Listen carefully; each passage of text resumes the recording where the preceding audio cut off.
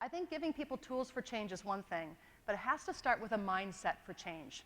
And I want to tell you a story. These are my two kids. That's Jack. That's his first day of school in 4th grade. I'm from New York. I'm from Westchester, New York, if anyone's from there.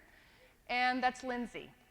She is 6, and that was her first day of kindergarten, an extremely proud day for her. Her brother did not want to stand next to her, so this picture took a long time.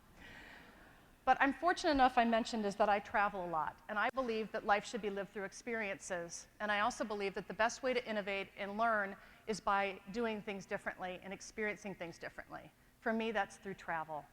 I've been to 48 states, and I've been to 40 countries. And I'm eager to go to more.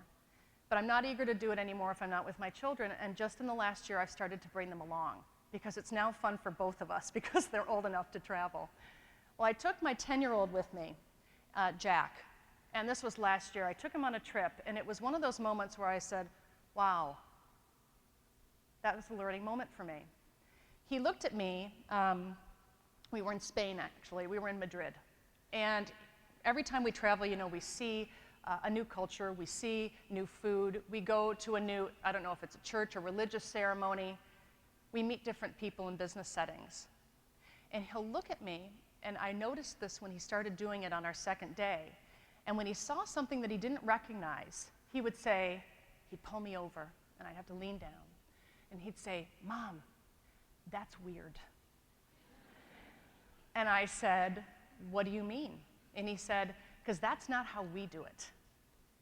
And I had to hold myself back, and I said, what do you mean? He said, we do it a different way. We do it the right way. Why are they doing it wrong?